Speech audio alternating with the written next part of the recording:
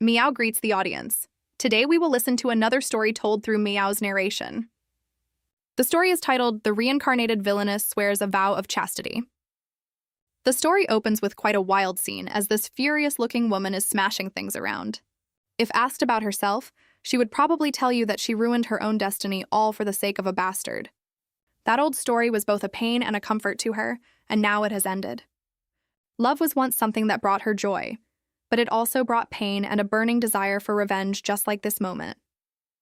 Once a bright young lady of the Marquis family, Lydia Evanshee is now merely a prisoner in a forced labor camp, having destroyed her own fate for love. Love was precisely the sin Lydia committed. That man was Richard, whom she loved to death, and it was all because of him. Currently, the emotion lingering within her is predominantly pure hatred. He was the very one who turned her into a fool and cost her everything. Fundamentally, as a fictional character, she received special favor. This female lead's superpower is reincarnation. With her rebirth, the movie reels of her life play out once again. And then they are corrected in time to deliver an ending where the female lead has no more regrets. Richard, that bastard, was the third prince born to a commoner in her previous life, making him a terrible candidate for marriage with Lydia. Yet a foolish Lydia foolishly handed over her family's power to him. She even lowered herself to propose to Richard with pure happiness. And that was truly a crazy girl to anyone watching. Unfortunately, love always blinds people until marriage wakes them up. The third prince was also quite formidable in the battle for the throne, rebelling and succeeding. It was an intensely tense, chaotic struggle. Afterward, he became king through his villainous strength. But once he attained status, this ungrateful bastard fell for Giselle and discarded her. The agonizing pain of betrayal was indeed unbearable for Lydia. Long nights drowned in alcohol clouded her reason. Resentment impelled her to poison that woman, Giselle. Because even though Giselle was Lydia's cousin, she had betrayed her, and Lydia believed losing Giselle would be the punishment to make Richard suffer. But she failed, which is why she now had to do hard labor. That affair pushed her into a brutal, forced labor camp for 5 years. It was a string of miserable days, suffering cruel treatment at the hands of the guards. Ultimately, exhaustion and an epidemic brought her to the brink of death. And Lydia, in her final moments, could not pass away in peace. The regrets of the past haunted her. She desperately yearned to return to those past days. She longed to unleash this rage. Her sole wish, should the gears of time turn backward, was to give that bastard a slap right across his face. Waking up on the exact day of her arrest, Lydia was standing dazed in the middle of a banquet hall when she heard shouts of her name. Male guards hesitated behind Richard, merely awaiting orders to act. The emperor heard news that someone brought poison to the banquet and sent them to apprehend the culprit. That was right, the poison vial was in Lydia's hand, and she did not know how to deal with it. Who gives a player a redo right at the exact situation leading to death again like this? Lydia clutched her head in despair. Her cousin volunteered to search Lydia with full determination to finish off her older sister. And as Giselle stepped forward, Richard stood up to intervene to protect her, filling Lydia with disgust. She bit her lip to suppress her frustration, telling herself that with this second chance to fix her mistakes, she could not let it fail through haste. Lydia slapped herself across the face to snap alert, glaring fixedly at those who had tormented her. She swore a fierce oath never again to ruin her life for a man. Richard stood right in front of her, barking at her. "What do you think you're doing?" Lydia looked at him with sheer hatred, but denying carrying the poison would only corner her, as a search would inevitably expose it sooner or later. Within seconds, Lydia decided to turn the tables with a different approach. She wept bitterly and declared, "The poison was actually meant for myself." After all, everyone already assumed she was a woman driven mad by love for a man. And harming oneself was not a crime. Doing so upon having her fiancé stolen made perfect sense. Hadn't this rumor already spread far and wide? Richard was quite flustered by Lydia's words. And in that moment, Lydia decisively dragged him into trouble. This placed a massive target on Richard, subjecting him to intense public scrutiny. As the Marquise's daughter, her death would ruin him, since he actually gained his position thanks to her. Lydia resolutely brought the vial to her lips. Richard tried to stop her with words, but unfortunately, luck was not entirely on her side, as she managed to swallow a tiny drop before he rushed over. Suddenly, a soldier rushed toward Lydia and knocked her down. As the vial tumbled down, another portion splashed into her mouth. Right at this moment, a man entered the room and called out to the emperor. He had not yet caught up with what was happening, but Lydia had already spotted him. She rejoiced as if finding what she had been hoping for. Lydia hesitated briefly before running toward that man. Overwhelmed, she uttered a name that shocked him to his very core. Arsene Byron. Just that was enough to make him rush forward and catch the unfamiliar girl. He didn't even have time to see her face clearly, yet he still opened his arms wide and embraced her. A flicker of light flashed in his eyes upon hearing his name called. Something familiar made him feel concerned for the girl who had collapsed in his arms. Several soldiers rushed in shouting loudly for the captain, while the young man was preoccupied wondering who could possibly know his family's name so well. Trapped in the role of a nurse watching over the patient, he couldn't refute his subordinates' teasing that if the young lady knew his name, they must be secretly in love. However, he felt grateful for their recent noisy banter, silently feeling fortunate that they hadn't overheard the name Byron. That was a deadly secret. And why on earth did this girl know it so clearly? The next day, the castle buzzed with rumors about Lydia's stunt and Arsene's dream prince rescue. The maidservants, at an age yearning for romance, painted sizzling speculations. Arsene Edis and Emperor Richard locked in a clash of love, royal authority, and military power. It was truly a well-founded suspicion. Meanwhile, Arsene was stuck playing nurse, keeping vigil over a trembling Lydia to unearth her secrets. Those rumors spread even faster with him staying here beside the Emperor's fiancée. Nevertheless, he patiently sat nearby, observing the unfamiliar girl unconscious on the bed. Lydia was struggling against the drops of poison, and her exhausted face drew a sigh from him. And the long-hidden name of Byron was precisely why they needed to negotiate the moment she awoke. For Byron was the ducal house that had been wiped out long ago. And he was the survivor of that family who had escaped the massacre. Eventually, the low-dose poison wore off and Lydia uttered her first groans. Our hero felt helpless as he had to add more firewood to the fireplace upon hearing the patient complain of the cold. His guard duty had truly shifted into caretaking. Thanks to that, Lydia gradually opened her eyes inside the warm room. And the first person she blurrily caught sight of was Arsene. As soon as she saw someone who could help, she asked for water. Reluctantly, the gentleman helped her sit up slowly since she was still weak. For that kind gesture, she thanked him. No sooner had she awakened than Lydia surged with fighting spirit to demand justice for both her past life and this current one. She would never fall into the hands of any man again. The plan would begin with her rescuing the prisoners in the labor camp mines, as they were the force that had rebelled alongside her against Richard and his mistress. Next, she would replace the slap she longed for with a direct punch right into that scoundrel's face.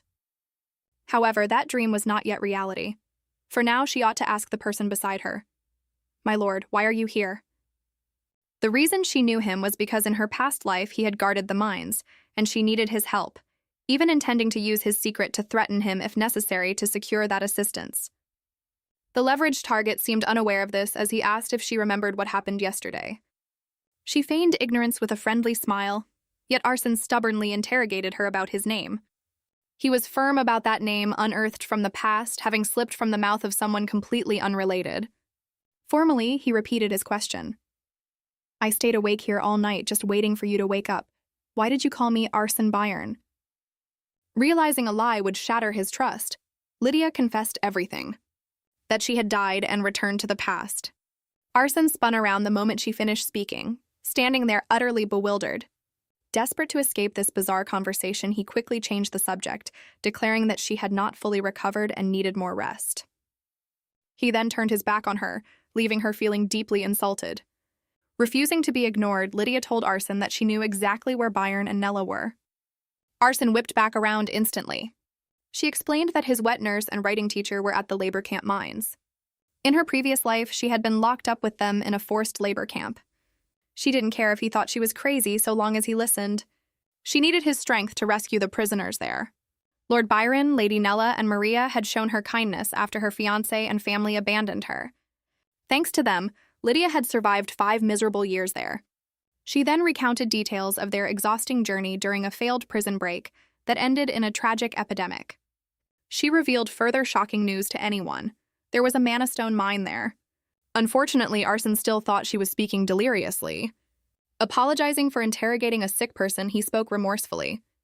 He abruptly left immediately, fearful of hearing more of these strange words. Stepping outside, he thought to himself that this was rather odd. His face looked exhausted as he escaped one troublesome person only to be called away by work. His headache hadn't even subsided from the young lady knowing about Nella and Byron. That young lady ought to be strictly supervised at the Marquise mansion before she causes something terrible, he thought. He felt so drained that he even declined the butler's invitation to dine with Devon, Lydia's older brother, citing urgent business. By urgent business, he actually intended to secretly investigate Lydia's wild claims. Devon was surprised by this refusal, but the butler noted that Arson had looked at Lydia with the deep concern of a lover. Vivid, colorful scenes of happiness were described as if real right before their eyes. It was truly a romantic scene that romance novel fans would crave. Hearing this, Devon decided to place Lydia under house arrest with proper medical treatment. He wouldn't let her die in a manner that brought disgrace to the family. Besides, hadn't his younger sister set her sights on a good man? She would secure that game-changing pawn Arson for Devon. A week passed with no news from Arson. Seeing the need to take the next step, Lydia demanded that Devon lift the house arrest. Everyone needs to make their own effort, and the female lead felt the same upon receiving no help from that man. But her overprotective brother seemed intent on executing his own plan first, presenting her once again. Devon handed her a marriage agreement with the elderly Count Mond. Lydia flew into a rage. How could she possibly accept such a thing? Devon dropped another hint that helped piece the puzzle together. He was using the worst possible option to push Lydia into choosing the lesser disaster, marrying Arson. Devon said marrying the old count would save face for Arson, but who cared about that after having already died once? None of this intimidated our heroine. She returned to her room and continued her fight. She considered the option of fleeing together with Lord Arson as someone ineligible for marriage. Infuriated, Lydia decided to prank both men, her brother and that hateful ex-fiancé. It was time for Plan D, becoming a nun. The priesthood was a path for fallen nobles who had caused major social scandals. The moment you enter the temple, luxury ends. You cannot hire servants, and due to the vow of chastity, you can't even... Well, you know the rest. Lydia, however, did not give a damn. She had mastered many chores while working at the labor camp. Besides, she had originally intended to live a clean life anyway because men were truly all trash alike. Using available fabrics and clothing, Lydia tied together a long rope and dressed in a single neat outfit for an easy escape. Yes, someone had become a complete man-hater. Lydia sat in her room looking outside at the darkened sky, assessing that escaping the Marquis mansion was a tough task. Since guards had blocked the doors, Lydia chose another exit, the window. The adventure story of the princess had begun. Lydia was immensely thrilled with this escape. Meanwhile, Arson was stealthily hiding in the Marquis mansion's garden. An official visit would cause unnecessary uproar. He had declined the invitation from Lord Devon, Lydia's brother, to come over for dinner, and was now arriving secretly like a secret lover. Upon hearing Lydia's crazy story, his scouts had just confirmed that the secret labor camp was indeed real. Just as he approached her quarters, he saw Lydia dangling precariously in midair. The situation was quite urgent. Arson told her to jump down and that he would catch her. He truly caught Lydia with ease. Too light, he figured Devon was starving her. Instantly, he was pulled back to reality when Lydia bluntly pointed out that her dress was riding up and requested to be put down. Arson hesitated, unable to react beyond apologizing for his lack of manners. What shocked her was that he adjusted his carrying posture and personally pulled her dress down. Before she could process this intimate gesture, approaching footsteps alerted them.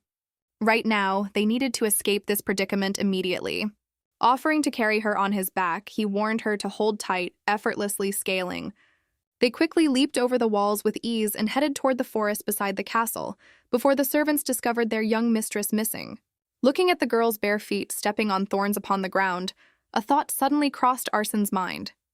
Rethinking her earlier words, "Put me down," he wondered if something had been misunderstood, whether she meant the dress, realizing he might have misstepped.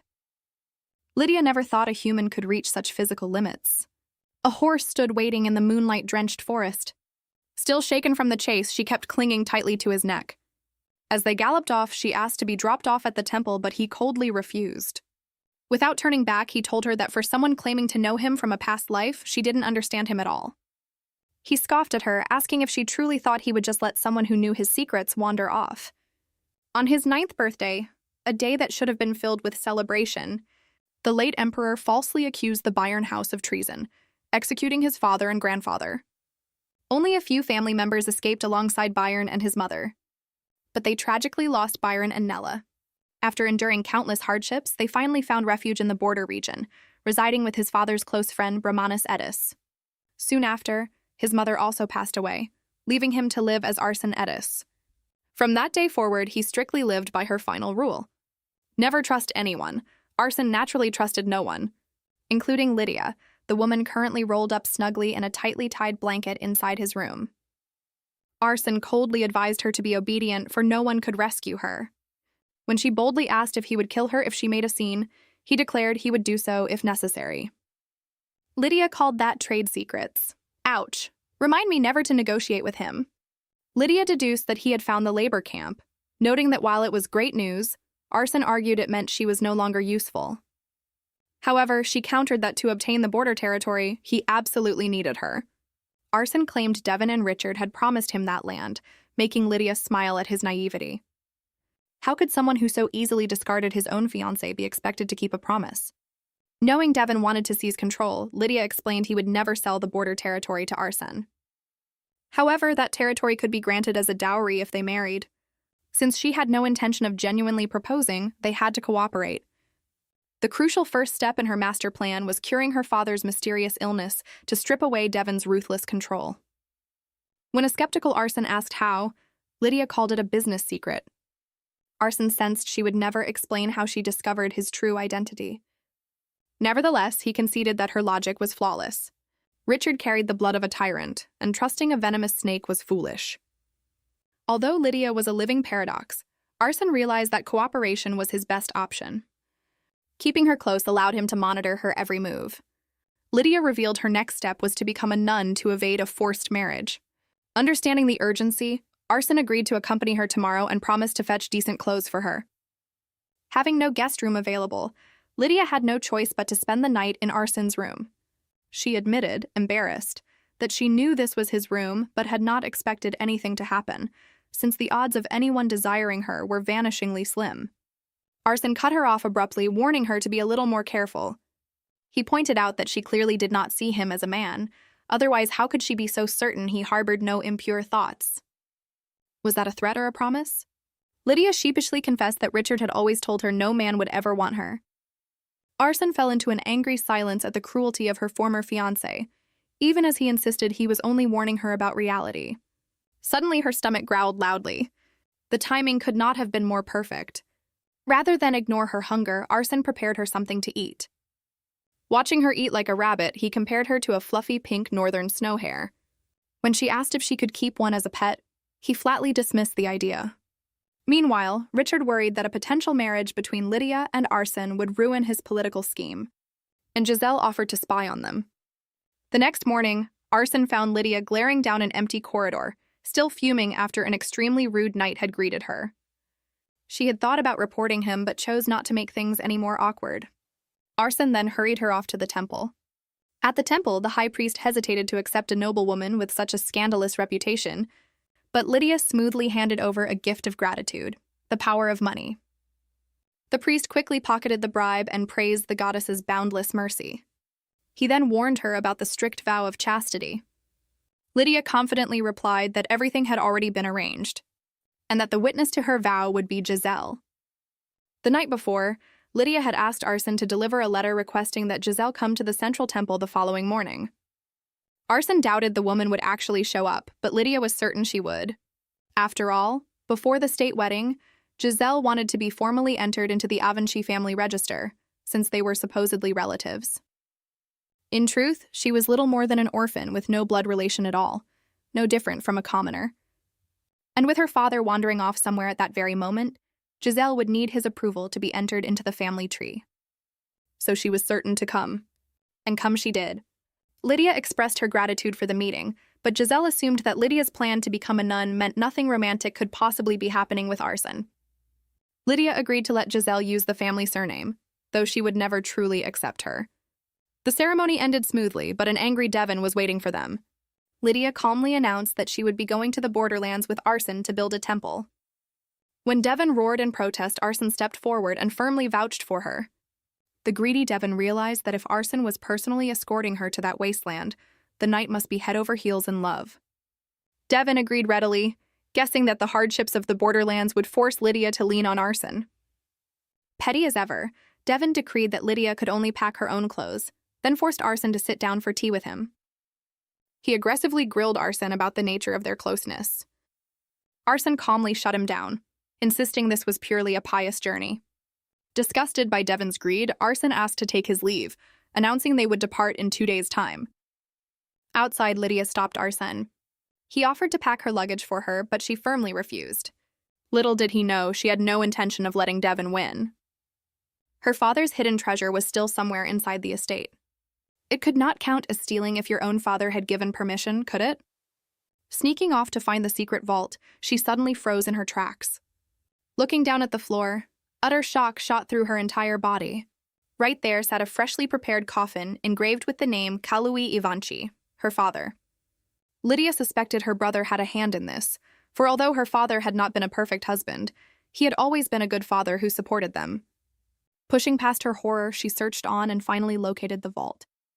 Inside were the mountains of diamonds her father had promised. She remembered him telling her about this safe right before she left for the capital after the rebellion, urging her to use it in case of emergency. She realized he had known she was left penniless after selling everything to fund Richard. She silently vowed to put the diamonds to good use, curing her father's illness and saving his life.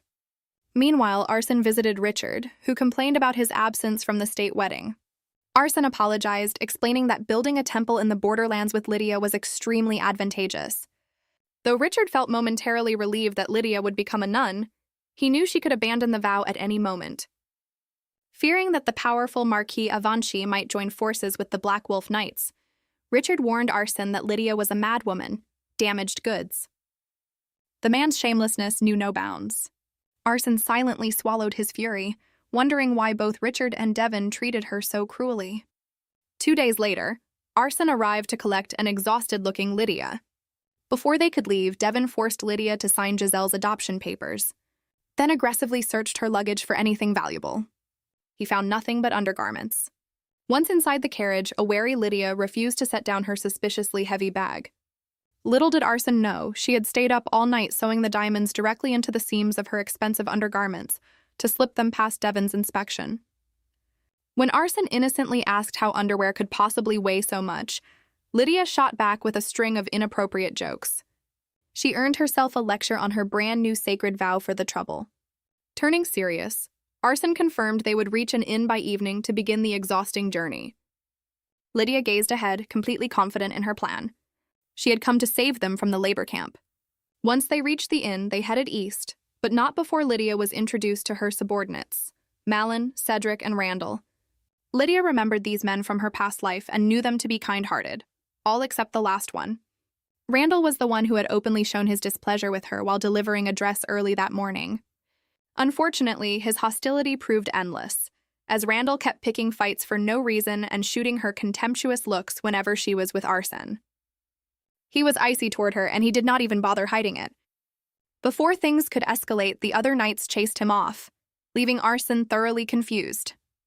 Lydia assumed Randall simply hated her, though she briefly wondered whether he and Arson might be romantically involved. Arson flatly denied it, leaving her to rack her brain for some other reason behind his blatant hostility. That evening, Cedric approached her to explain Randall's behavior. While most of their knights were commoners or mercenaries who had made a name for themselves during the counter-coup, Randall had once been a slave. Even after being knighted, he had no surname to his name. Lydia asked whether he suffered from an inferiority complex, but Cedric reminded her that back when they had arrived in the capital, he had suggested Randall as her escort knight, and she had haughtily snapped, "How could a slave possibly become a knight?" That stung. The full weight of her past noble arrogance came crashing down on her, and she realized she had no right to be upset with Randall's attitude, since she was the one who had hurt him first. Lydia thanked Cedric and moved to apologize, but Arson stopped her. He told her it would have to wait, since the perfect opportunity to strike the labor camp and rescue their people had arrived. At the labor camp, Maria and Nella grumbled about their hunger, daydreaming about sugar-dusted bread. Nella offered her portion to Maria, who was pregnant, but Maria refused, laughing it off before trying to sleep. Just as Maria began to drift off, the smell of real bread woke her. Standing there was Lydia, offering her an actual loaf of sugar bread. A bewildered Maria asked who she was, and Lydia replied that Maria had once helped her, so she was simply repaying the favor. When Maria asked whether the others could come too, Lydia smiled. Byron and Nella were already safe outside, waiting alongside the man they had missed for so long, Lord Arson. Suddenly, a cold voice rang out from the darkness. Fortunately, it was only Grandpa Robert. When asked why he was wandering around, he slyly tossed the question right back at them. Realizing they were escaping, he simply turned away and told them to take care. Before he could leave, Lydia called out and invited him to come along. Arson objected, saying this had never been part of the plan. But Lydia argued that Grandpa Robert was a mining expert whose skills would be enormously useful for the mines in the borderlands. There was no time to argue, Arson. She reached out her hand to the old man, and the two of them quickly made their escape. Once safely away from the camp, they rode back to the inn. Arson asked if she was in any discomfort, and Lydia honestly admitted her lower body was quite sore. He immediately launched into another lecture about her inappropriate remarks. But Lydia shot back that she was not asking him to rub ointment on her. Arson retorted that if she ever did, he would throw her off the horse, refusing to ride alongside a pervert. Their bickering continued until he brought up the silver mine she had mentioned earlier. He noted that it had never turned a profit and had been abandoned by the late Marquis. When Lydia insisted she knew what she was talking about, he demanded to know how she could possibly know such a thing. In truth, she had learned it from Grandpa Robert in her past life. Arson kept trying to convince himself she was some kind of con artist. But as these intricate events kept unfolding, he finally found himself wondering whether she had truly died and come back to life. He asked what she would do if the mine really did turn a profit. Lydia answered that she would move to a warm southern island since she absolutely hated winter. Arson realized that if she had truly survived that brutal labor camp, hating winter, and perhaps the entire empire along with it, made perfect sense. Lydia glanced back and confirmed it with a smile. After returning to the inn, the whole group shared a warm dinner together. Nella and Maria wept as they thanked Arson, who sincerely apologized for not finding them sooner. Then they turned to Lydia and pressed her with questions, but wanting to keep those painful memories to herself. Lydia simply said that she owed them a very great debt. Afterward, she shocked Grandpa Robert by asking him to oversee the upcoming mining operations. Later, Lydia excused herself to go find Randall. Finding the courtyard empty, she jumped when his voice rang out from behind her. Lydia shrieked, and he teasingly asked whether she had come out here to kill a snake. But to his utter astonishment, she turned and gave him a sincere apology.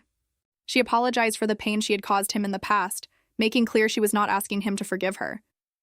A bewildered Randall cut her off, demanding to know what an apology even meant if she was not asking for forgiveness. Turning his face away, he muttered that the past was not too deep a wound, though it had hardly been pleasant. Hidden in the shadows, Arson watched closely, ready to step in if a fight broke out.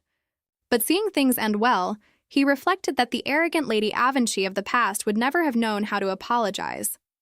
He marveled at how she had somehow uncovered his identity and reunited him with the people he had lost. He thought that he needed to trust her. Thanks to her, he had been reunited with them, and it felt wonderful. And that night, he had a strange dream. It was a sweet one. The next morning, Arson woke to find Nella and Maria there in the flesh, and he realized he owed this miracle entirely to Lydia. Arson wanted to thank her. When he turned around, a sleepy Lydia had suddenly appeared behind him, looking just like a fluffy winter rabbit. When he fumbled through his thanks, she bluntly replied that it was far too early for gratitude. Before leaving, Arson teased her about her sleepwear, sending a red-faced Lydia scurrying off to change. To get past the checkpoints, the group disguised themselves as laborers from Milan's merchant caravan, hiding the escaped laborers inside the cargo crates. Along the way, Lydia handed Malin a gold button she had spitefully torn from Devon's coat, to use as a bribe at the checkpoint. The button bore the engraved crest of House Avonshee. Once the guard accepted it, the keepsake was bound to circulate and spark a full-scale investigation into the territory. Lydia thought back on the past, knowing that Richard had been completely unaware of this illegal labor camp. If the Emperor had not been behind her imprisonment back then, it had to have been Devon. She swore that even if it took the rest of her life, she would expose the truth. Meanwhile, back at the Avonshee Manor, Devon was seething with rage. Why? Well, word that Lydia had become a nun had spread throughout the capital. The leak had come straight from the imperial palace. Richard had deliberately spread it to make sure Lydia was kept as far from arson as possible. This petty political move gave Devon an enormous headache. Since the rumor was technically true, he could not publicly deny it, nor did he wish to confront the emperor so soon. Refusing to sit idle, Devon struck back by inviting Giselle to visit the manor. When they met, Giselle tried to comfort him, but Devon pointed out that the rumors could shake Lydia's future. Giselle smoothly replied that if Lydia and Arson truly loved each other, she could simply abandon her vow. Then she boldly asked whether Devon planned to marry, noting that the family bloodline might end because of his first love. Devon saw straight through the flattery. She was angling to get involved. When he pointed out that she wanted more than just a surname, Giselle did not deny it, and proposed a deal instead. If he remained unmarried and she bore a second imperial child, would he take the prince as his own heir? Devon promised to consider it, realizing that imperial blood would shield them from Richard. Far from the political scheming of the capital, Lydia and her escort joined the knights heading toward the Marquise's territory. Exhausted from the journey, Lydia stumbled, but Randall caught her. Watching from the sidelines, Arson silently berated himself for not being the one to catch her, his eyes fixed on her, rubbing her aching lower back. Cedric suddenly appeared behind him, teasing that even with his blood running hot, he really should not be staring at a nun's backside. "My lord, you are being far too obvious." Ignoring the teasing, Lydia led Arson into a field to gather golden mountain dandelions, the remedy for her father's hallucinatory white ghost disease. It had long been considered incurable, but Lydia had discovered the cure in her past life. 10 days after drinking her tea, the Marquise awoke as though he had merely taken a short nap. Bursting into tears, Lydia embraced him and immediately exposed Richard's betrayal. The Marquise was furious that the imperial family had dared to scorn his only daughter, the very woman who had risked her family's ruin to help Richard take the throne. When he pressed her about Devon's reaction, Lydia told him that Devon had accepted the broken engagement without a fight, even registered Giselle as an adopted daughter, and had threatened to lock Lydia away when she refused. The steward confirmed that Devon had never asked permission for such a weighty decision. Hearing this, the Marquise realized that only Lydia had cared for him while he lay bedridden. The final straw came when Lydia revealed that Devon had already prepared a coffin for him. The Marquise nearly had a heart attack from the shock, then swore he would send a messenger to the capital to verify everything. Knowing that her bloodline-obsessed father would never let this go, Lydia felt confident that this crack marked a glorious beginning for her revenge. Later, during a peaceful stretch of days at the manor, Cedric and Arson ran into Lydia and Nella out shopping for baby supplies. Nella proudly explained that they had formed a small club exclusively for women with terrible luck in men, solemnly vowing never to fall in love again. Standing nearby, Arson muttered under his breath that instead of swearing off love entirely, Lydia might do better to focus on drastically improving her taste in men. Said just like a man who was clearly angling to be that upgrade himself. Lydia caught his muttering and stepped closer, demanding he clarify what he meant. But Arson skillfully changed the subject, informing her that a messenger from the capital had just arrived. Walking inside together, Arson admitted he was genuinely shocked by how quickly the Marquise had recovered. Lydia explained that she had only heard about the remedy's effects and never expected it to work such a swift miracle. Seizing the moment, she looked up and asked whether he finally believed her wild claims about the future. Arson paused, looked into her eyes, and quietly answered that he never would have bothered saving her life in the first place if he had not believed her. Their quiet moment was shattered by the Marquis's furious roar from his study. The messenger had officially confirmed every word of Lydia's story. The moment Lydia walked in, her father's expression shifted from blind fury to a protective calm. He unleashed his bitter frustration over Giselle's disgraceful nerve, a woman who should have lived as a servant, but had instead been raised like a noble. The steward eagerly chimed in, noting that thanks to their generosity, Giselle had been placed just one step away from the position of empress. Yet she had chosen instead to seduce Richard and ruthlessly steal Lydia's rightful place. The escalating drama nearly made Lydia smile. Knowing it would be a tactical mistake to pin the entire blame on Giselle alone, she skillfully fanned her father's anger by hinting that Richard was the true mastermind behind the whole scheme. It worked like a charm. Blinded by rage, the Marquis decided at once to travel to the capital and clean up the mess himself. Lydia graciously told her father that since she had already sworn her sacred vow, she would stay behind to devote herself fully to the priesthood. Walking out of the study, a deep wave of relief washed over her. She knew that the moment her father set foot in the capital, Giselle's adoption papers would be torn to shreds. Even if Richard tried to threaten him, it would mean nothing. Her father had only backed Richard's coup because he believed his own daughter would wear the crown. The humiliation and betrayal Richard had inflicted on the Avanchi name was an insult no imperial threat could ever mend. To her seasoned father, Richard was nothing more than a green, newly crowned emperor toying with power. Standing beside her, Arsen quietly watched Lydia lost in thought. He noticed her complexion looked noticeably healthier than it had back in the capital. Breaking her train of thought, he asked an important question. Did she intend to return to the capital with her father, or would she be staying here? Though his intentions were innocent, Lydia completely misread Arsen's question, assuming he wanted to keep her under watch to protect his secret. On guard, she snapped back that she had no intention of ever setting foot in his estate.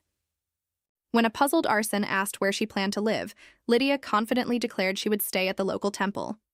Arsen dryly pointed out that the building had been an abandoned ruin for 50 years, but realizing she was utterly clueless about the harsh realities of the borderlands, he forced himself to calm down. When the time came to depart, Arsen ordered her into the carriage for her own safety. The journey began smoothly enough that Lydia decided his warnings about monsters had been exaggerated. Naturally, the universe took that assumption as a challenge. A monster suddenly ambushed the carriage and flipped it over.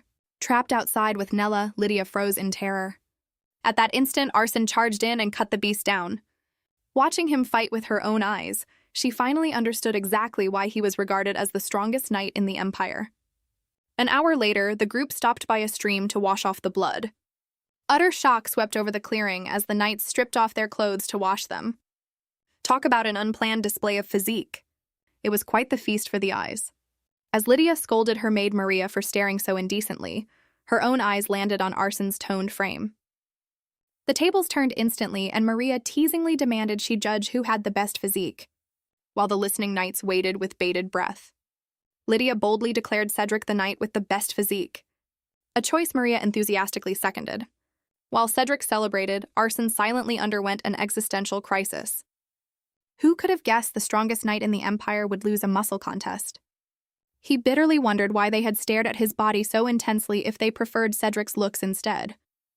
After bathing, Arsen visited a resting Nella, who expressed deep gratitude for Lydia's protection and asked him to look after her. Armed with this, Arsen resolved to convince Lydia to abandon the ruined temple and come stay at his estate. Having just witnessed firsthand how dangerous the monsters were, his estate, properly staffed with knights and servants, was clearly the safer choice. His internal pep talk was cut short when he spotted Lydia talking with Cedric. Lydia was panicking over Cedric's news that she would have to share a tent with Arsen for safety. When she argued that it would look scandalous for an unmarried couple, Cedric suggested she was afraid of inappropriate advances. Lydia scoffed and waved off the concern, calling Arsen a stiff, old-fashioned prude. Cedric burst out laughing, correcting her that Arsen was not a prude. He was simply an outright fool. Just then, Arsen appeared right behind them. On the defensive, he argued that a fool would not know how to treat a woman, while he was simply choosing to steer clear of romance. Lydia countered his logic with a dose of sarcasm, asking whether his singlehood was somehow tied to his dangerous secrets. Arsen admitted that dragging a lover into his enormous burdens was a luxury he could not afford. Lydia simply stared back, offhandedly remarking that his body apparently just did not function like a normal man's. Meanwhile, Lydia's mother had always treasured her only son, Devon, devoting every ounce of her worry to him until her last breath. In her past life, Lydia's mother had even begged her to bear 2 sons and hand one over to her brother, since Devon was completely infertile. Lydia had been fully prepared to keep that secret out of filial devotion. But in this life, she had absolutely no intention of hiding it. Her loyalty to the family had expired. Lydia explained that Devon's condition stemmed from a medicine he had mistakenly taken in his youth. Arsen noted that while infertility was a sensitive secret, adoption could still solve the problem. Lydia countered that their father was obsessed with having his own bloodline carry on the family name. Arsen pointed out that this complicated her plans, since the Marquis would not cast Devon aside easily. Lydia confidently declared she already had a strategy, but kept the details to herself to eliminate variables. Amused, Arson insisted he was not that curious anyway. Trying to coax her out of staying at the temple, Arson warned her about the deadly monsters of the borderlands. Instead of backing down, Lydia demanded sword training so she could defend herself. Realizing her stubbornness was immovable, he told her to get some sleep so they could leave in the morning. The next morning, Arson stood by Lydia's bed as she slept, cleaning his sword. He reflected on how utterly exhausted she must be, having survived both poison and monsters. But his train of thought was interrupted when she began thrashing in the grip of a nightmare. In the dream, Lydia was reliving a horrifying memory, in which a heartless Richard had locked her and her unborn child in a cellar. As she begged him not to leave, she swore she would make sure Richard never knew peace again. Hearing her cry out Richard's name, Arson misread the nightmare, assuming she still harbored feelings for her former fiancé. A strange, nameless feeling stirred within him. He knew her feelings for the Emperor were none of his business, yet his own emotions kept surging the longer he stayed by her side. Meanwhile, at the Marquise's estate, a panicked Devon received word that his father had just arrived. Ordering his men to frantically hide Lydia's empty coffin, he rushed outside to play the part of a dutiful son. But he froze instantly under his father's icy stare and blunt question. Had he truly tried to enter Giselle's name into the family register? Devon hastily ushered everyone inside, protesting that the courtyard was no place to discuss family matters.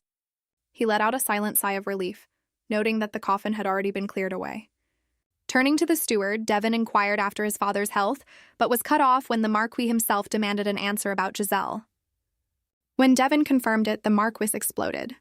He berated Devon for having no self-respect, pointing out that his own sister's rightful place had been stolen, and yet he had sided with the thief. Devon defended himself, insisting that Richard had been resolute, and that Lydia herself would rather not marry a man who did not love her. He added that Richard had promised to elevate their father to duke. In response, a pillow flew straight into his face. That had to hurt. The Marquis sharply declared Devon a fool, whose blind ambition would be the ruin of their bloodline. 2 days after arriving in the borderlands, Lydia took note of the village's impoverished state. Cedric explained that half the knights had deserted during the coup, leaving them unable to defend against the monsters. Now that Arson had returned, though, order could finally be restored. Seeing just how deeply the local people adored Arson, Lydia felt reassured that the village was safe. Realizing she had accomplished at least one purpose in this new life, Lydia asked about the temple, and was stunned when Randall escorted her to what looked more like a glorified storage shed. Doubting whether this was really a sacred place at all, she was utterly shocked when Randall simply kicked the door open. A week later, Arson was still buried under a mountain of paperwork. Cedric warned him that Imperial mercenaries were digging around for information. Arson brushed it off, confident they would find nothing. Still, when Arson asked whether anyone had been bothering Lydia, Cedric mentioned that Randall had been helping her fix the place up, and the two of them had grown quite close. He dropped his paperwork on the spot and dashed outside. Arson made his way to the temple and found Lydia watering plants. When she mentioned that Priest Byron was away, Arson admitted he had only come to check on her, noting that the place looked better already. Lydia praised Randall for his help, mentioning that he had said he was only doing it under Arson's direct orders. When she stared at him, he asked what she wanted, and she gently made a request. There was a patch of lily of the valley in the forest. It was the goddess's symbolic flower, so she wondered if she might dig some up and plant them in the temple courtyard. Arson told her that going into the forest alone was too dangerous, and that if she insisted on going, he would come with her. Lydia said he was probably busy and did not need to come, since she would go with Priest Byron later. But Arson did not believe her for a second. He knew she was only saying that and would sneak off alone soon after. So he offered her his hand, since the stones along the path were a little slippery. They soon reached the flowers. While admiring the flowers, Lydia suddenly went pale as if she had seen a ghost and screamed about a monster. Investigating, Arson found nothing but a snow hare. Recalling his earlier comparison, Lydia asked whether he really thought of her as a monster. Arson teasingly replied that she did look rather similar, though since it was spring now, not quite as much. As Lydia kept digging, Arson suddenly asked whether any mercenaries had been looking for her. She replied that some had come by earlier and asked how he knew. Arson informed her that they were Imperial scouts sent by Richard. When he mentioned driving them off, Lydia warned that a forceful approach would only raise suspicion in the capital. Instead, she proposed a scandal. If they pretended she was desperately chasing after a completely uninterested Arsène, the scouts would rush to report exactly that. Since Richard already believed Lydia was a nuisance, he would pity Arsène and lose interest in the borderlands. What's more, Richard would not risk summoning her back to the capital, since his shaky post-coup throne could not withstand rumors that he still pined for his cast-off former fiancé. As Lydia picked the flowers, Arsène privately found her adorable, realizing he had only agreed to the plan because he liked being near her. Back at the temple, Lydia reminded him to act cold for the sake of their performance. Then she thanked him for sending Randall to help her. Arsène realized the young knight had gone on his own and lied about it, but decided to keep quiet. Leaving after staying far longer than intended, both of them privately wondered whether they could really pull this act off. Her mother's Memorial Day had marked Lydia's very first ball, where a mortifying stumble straight into Richard's arms had set off a wave of rumors. Vowing to weaponize a similar tactic, she planned to shamelessly flaunt her affection for Arsène and set the rumor mill roaring. The next morning, news arrived that Count Mon's territory was swindling borderland workers, which had driven grain shipments up tenfold. The roads were blocked by monsters drawn in by the grain, leaving the locals stranded and unable to buy seed. Realizing the capital-dwelling Count was exploiting them, Lydia decided it was time to let the spoiled noble lady inside her shine. She climbed into her carriage and set off to raise some hell. To her surprise, Arsène tagged along too, stubbornly sidelining every other knight purely out of jealousy. To distract him, Lydia rattled off a seemingly endless list of the borderlands' expenses.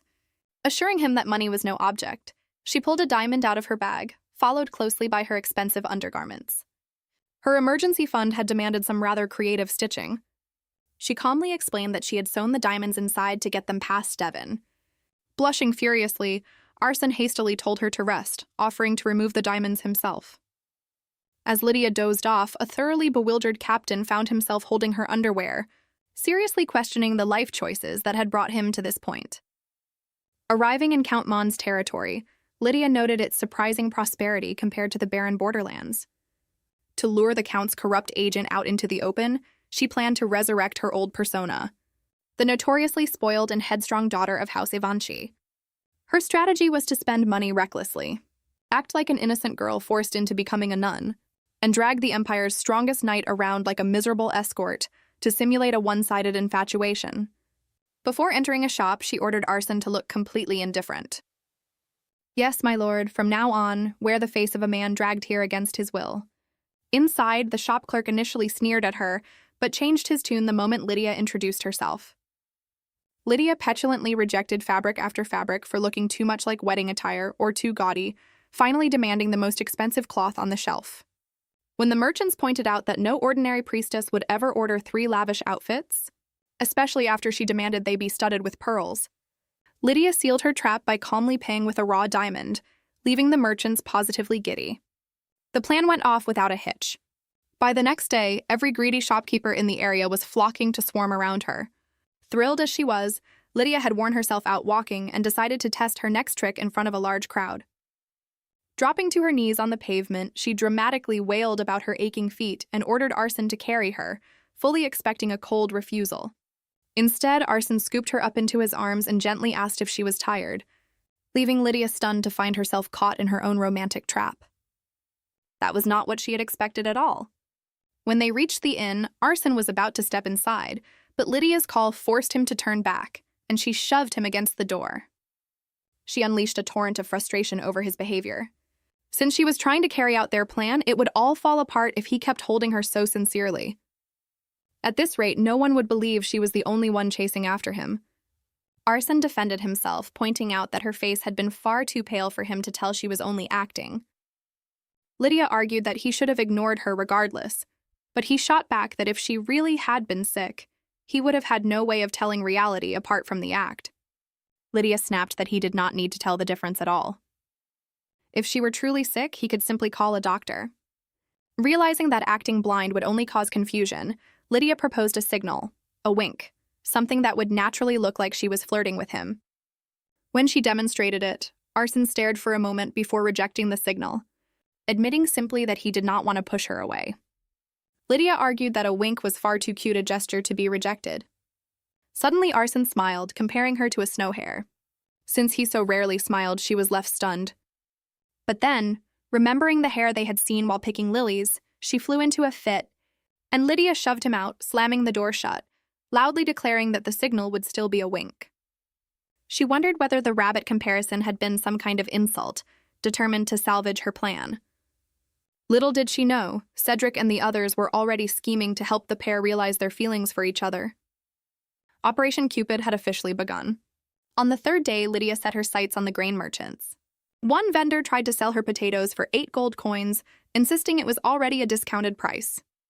Thanks to Milan, she knew the actual market price was only 20 silver coins. Furious at being swindled, Lydia raised a scene, shrieking about being ripped off and proudly invoking her name as the Marquise's daughter. When the vendor blamed the territory's inflation, Lydia declared she would rather grow her own food and had Malin buy seed instead. Malin played along flawlessly, regretfully announcing that no one would sell them any seedlings.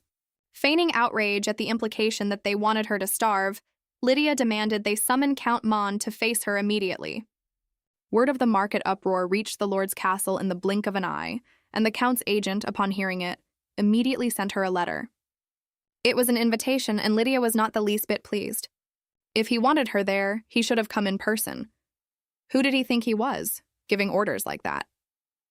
He was nothing but the Count's lackey, or so Lydia thought as she shouted, tore up the letter, and sent the messenger packing. Once the group had regrouped, Lydia put her plan into motion, complaining about her aching limbs while winking at Arson. Expecting a swift rejection, she was shocked instead when Cedric butted in, warning she might end up bedridden and encouraging Arson to give her a massage. With allies like these, who needed enemies? As Arson lifted her up, Lydia whispered, asking whether he had missed her signal. Arson assured her he had seen it, but insisted her muscles needed relaxing before the agent's arrival the next day. Flustered, she stretched out her legs. Lydia complained that his grip was too gentle, so Arson apologized and admitted he was afraid of breaking her, since she was so much slighter than Malan or Cedric. She argued that bones were not that fragile, so he pressed harder, which she secretly enjoyed. Arson then urged her to come up with new strategies, since he could no longer tell her fake aches apart from genuine exhaustion. Lydia grumbled inwardly that it was easy for him to say. Before long, the room fell silent. Lydia had drifted completely off to sleep. Watching her, Arson felt frustrated, both at her lack of caution and at his own lack of restraint. His dark secrets made him wonder whether he even had the right to enjoy such luxuries. Even so, he could not bring himself to stop. The next day, the agent Lujan David arrived. Lujan had always considered himself a lucky man. From a low-ranking noble with no land or title, he had suddenly risen to run an entire count's territory. He naturally assumed Lydia was just some naive young lady who could easily be soothed with a few sweet words. Oh, how the mighty were about to fall. He confidently told her he had summoned the merchants for a proper scolding and offered to personally cover her docking fees as an apology.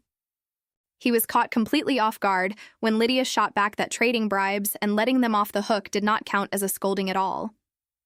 Rising abruptly, she interrogated him, demanding to know whether he was truly blind to the merchants brazenly gouging the borderlands on grain prices. Lujan stammered a denial. Lydia pressed him hard on the inflated docking fees. Lujan desperately shifted the blame, insisting loudly that his subordinates had embezzled the funds without his knowledge and promised to punish them. Lydia coldly cut him off, calling him a useless agent and threatening to report him to the Count. Realizing she would simply go tell her father, Lujan knew his fate was sealed. If the Emperor found out, Lujan would lose his head. Terrified, he dropped to his knees, begging for mercy and offering to have the merchants and their families executed. Lydia refused that bloodshed. Desperate, Lujan stammered that he would give her anything she wanted to make up for it. And by anything, he meant everything. Before fleeing, Lujan frantically tried to confirm she would not go to the capital. Getting no direct answer, he begged Arson to put in a good word for him. Milan cut in, dryly pointing out that if Arson could actually control this young lady, they would not have had to chase her all the way to the Count's territory. Fair point. Milan reassured Lujan that all they needed was to make sure Lydia had an enjoyable shopping trip, hinting that she might just buy something big. Lujan eagerly promised to arrange everything. Arson suspiciously asked Milan what he meant, but Milan played innocent, saying he simply thought Lydia could use a new carriage and horses. Over the following days, Lydia swept through the entire marketplace. Every vendor frantically offered up their goods for free as offerings to the goddess, clearly acting on Lujin's orders. Annoyed as she was, Lydia knew the borderlands still needed to trade with this territory. She had to scare them without destroying the relationship entirely. Opening her purse, she insisted on paying, pointing out that accepting free goods would ruin their businesses. She warned the vendors that just as she herself had been given a second chance, she was now giving them one too. She warned them never to be so foolish again, since she would not let a repeat offense slide so easily. Shopping finished, she happily remarked that she could finally shop in peace. When Arson asked if she wanted anything else, assuming she would pick a cart, a carriage, or some livestock, Lydia simply smiled and pointed at something in the distance. The whole group froze in utter shock. Lydia did not just want a sword or a farming tool. She wanted the blacksmith's entire forge. When they argued that the borderlands already had one, she countered that it was far too small. Go big or go home, right?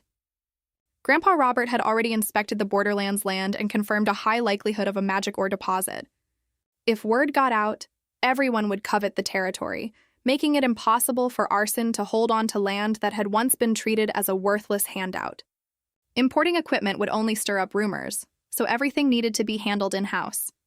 When Arson questioned her sudden need for a forge, Lydia insisted it was every woman's dream. Threatening a full tantrum, complete with rolling on the floor, in the face of the group's hesitation, she successfully strong-armed Arson into buying it.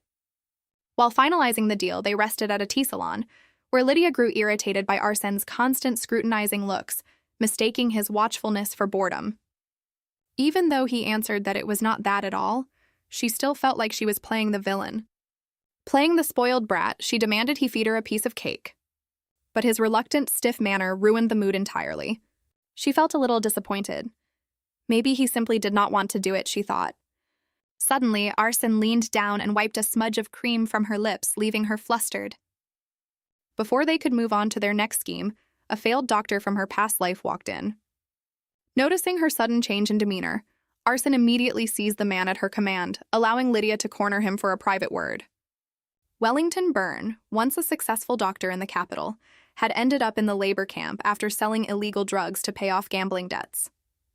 Arriving 2.5 years after Lydia, he had become her window to the outside world and had revealed the cure for her father's illness. Though Lydia had meant to seek him out later, she never expected to run into him here by chance. Remembering how selflessly he had fought the camp's deadly plague until his last breath, she decided to give him a second chance at life. Cedric and the other men eyed the newcomer in surprise. Back at the inn, Lydia requested privacy for herself and the man they had brought along. A bewildered Wellington demanded to know how she knew him. Setting the question aside, Lydia laid out a proposal. She would pay off his gambling debts if he gave up drug dealing and became the Borderlands doctor. When he questioned her sudden generosity, Lydia explained the Borderlands' dire medical needs and her own business plan tied to the white ghost disease. She planned to fund the Borderlands with the profits, but her composure shattered when Wellington revealed that word of the cure had already spread everywhere. Meanwhile, in the capital, Giselle heard that patients with white ghost disease were recovering thanks to dandelion root. The Marquis had returned from the brink of death, sparking rumors of Lydia's miracle cure. This was an extremely troublesome development for Giselle. Her entire standing depended on Lydia's tarnished reputation. If Lydia's image improved, the public would turn against Giselle right on the eve of the royal wedding, especially since she had already failed to secure the Avanci surname. Earlier, the Marquis had coldly rejected Giselle's pleas to be adopted. When she wept, insisting she had not stolen Lydia's place, the Marquis cut her off, citing her blatant ingratitude. Despite being raised with all the weight of the family's bloodline pride, she had never once visited his sickbed or sent a doctor to see him. She had clearly wanted him dead so she could manipulate Devon. He swore she would never gain control of his family. Enraged, Giselle decided that if she could not have the Avanci name, then they would have nothing at all. She ordered her servants to plant dandelions in the palace garden, scheming to steal Lydia's glory by personally wiping the disease from the empire. Lydia was stunned by the news, silently cursing herself for failing to keep something so important under wraps. Unfortunately, the secret was already out. Behind the door, Arson was shamelessly eavesdropping. Catching him at it, Cedric teased that if he was that worried, he should have just tied Wellington up before leaving. Arson defensively insisted he was merely keeping an eye on Lydia's carelessness, not worrying about her. Talk about fooling himself as much as everyone else. Cedric joked that no one would believe that excuse with a face like that, urging him to just be honest. Arson turned serious, but Cedric pressed him further. If he truly had no feelings for her, why had he been pushing the morning training drills to such a dizzying extreme? Arson claimed it was simply standard nightly conduct. By that logic, Cedric joked, every knight here must be in love with Lydia. Deep down, Arson panicked, realizing he had not been nearly as discreet as he thought. With the Borderlands' structural problems still looming, he felt he had no time for such foolishness. Vowing to keep his distance, he turned and walked away. After a week of shopping, the day of departure finally arrived. Since moving the forge would take considerable time, Milan stayed behind while the main group set off with the food supplies. During the journey, Lydia casually asked permission for Wellington to stay at the temple. Arson agreed coldly. Her complete indifference to his cold attitude irritated him, making him feel utterly ignored. Suddenly, a large wave rocked the boat. Losing her balance, Lydia toppled forward, and Arson's instincts kicked in at once, catching her. So much for keeping his distance. Watching from the upper deck, Cedric sighed. He knew Arson's heavy responsibilities forced him to suppress his feelings, but running from them would not make those feelings disappear. Lydia already knew his secret. She was his perfect match. Cedric worried that if the captain kept being so stubborn, someone else would surely snatch her up first. Randall and his knights waited at the dock, having spotted the Emperor's scouts watching from a distance. Randall warned them not to chase anyone off to avoid raising suspicion. As the boat prepared to dock, Lydia stood at the bow, cheerfully waving. The knights teased a coolly distant Randall for not waving back. Regretting his past prickliness, Randall wanted to seem friendly, but could not bring himself to greet her naturally, so he decided to go help unload the luggage instead. He was caught off guard to see Arson carrying Lydia straight off the boat. Lydia was startled too, but assumed it was simply part of their act. Then whispered playfully that she was supposed to be the one acting like she liked him. In truth, Arson had panicked at the sight of the rushing current, terrified she might fall in. He quickly used catching her as cover for his own worry, silently berating himself for once again failing to keep his distance. Catching on quickly, Lydia played along, acting flustered to make it look as though she were the one pressuring him. Once set down, Lydia rushed off to give Maria a gift. Watching her, Arson's steward Bruce remarked on the sheer mountain of luggage they had brought back. Arson casually dropped a bombshell. This was only the beginning, since even more cargo ships would be arriving soon. To a stunned, frozen Bruce, Arson added that he had also bought an entire forge, simply because Lydia had wanted one. Suddenly, Arson noticed Lydia calling out to Randall, laughing brightly, and handing him a gift. A flare of jealousy shot through him, but at last, as she approached him, his irritation melted into an expectant smile, eager for his own turn. But to his utter dismay, Lydia breezed right past him and handed a gift straight to Bruce. Glancing back at Arson, she simply announced she was headed to the temple and walked off. Arson stood rooted to the dock, utterly dumbfounded. Where was his gift? A few days later, Bruce informed Arson that the seedlings needed to be planted and distributed right away. He suggested distributing them along with food supplies and invited Lydia to join. Since her efforts had secured the rations, it would help her bond with the locals and drum up business for her empty temple. Arson, worried she might overexert herself, ordered that she carry only lightweight items. Irritated at having shown concern in front of his own advisor, he justified it as basic human courtesy since she looked so frail. Sure, Arson. Keep telling yourself that so you can sleep at night. He resolved to keep his distance, starting tomorrow. Fate took that as a challenge. Lydia immediately got in his way, wrecking his plan. When she tried to hand out heavy farming tools, Arson firmly ordered her to distribute bread instead, insisting the tools were too dangerous. Lydia reluctantly complied, but noticed him keeping close watch on her. When asked whether he planned to help, Arson insisted he was merely supervising. Spotting Randall, Lydia proudly noticed he was wearing the belt she had given him. Arson abruptly asked whether she had anything for him. When Lydia teased whether he actually wanted a gift, he quickly took the question back. Unconvinced, Lydia called him greedy, reminding him that she herself was his gift. Boom! He spun on his heel and walked off at once, red as a tomato. Watching him go, Lydia could not help but notice just how seriously he seemed to be taking all this. Byron then appeared from behind carrying some bread, and remarked on just how close the two of them had become. Lydia agreed that she and Arson really had grown quite close, especially since coming to the Borderlands. But since Byron was devoutly religious, she did not want him mistakenly thinking a nun was pursuing arson. So she decided to give him a heads up. Byron caught on quickly, and Lydia asked him to keep it a secret. To prove her point, Lydia went right back to Arson's side. But watching them, Byron could not help but note that if this was supposedly a fake, one-sided act of affection, then why did they look exactly like two young lovers? Watching the exchange, Byron wondered whether the Lord truly harbored genuine feelings for Lydia. When Lydia proudly turned back to boast about how flawless her acting had been, Byron only gave her a knowing smile. Thanks to their repeated performances, the Emperor's scouts soon left the borderlands. Mission accomplished. Or so they thought. Believing she could finally relax, Lydia unfortunately happened to overhear the knights talking. Hoping to gather some intel on her success, she was shocked to discover they believed she lacked any genuine feelings for Arson. They noted that her past obsession with Richard had been far more intense than anything she showed now. Although one knight had reasoned that night that she had simply matured, Lydia still panicked. She rushed straight into Arson's office to report the rumor. She hurriedly explained that they would have to deceive their own allies in order to fool their enemies, telling him their plan had failed.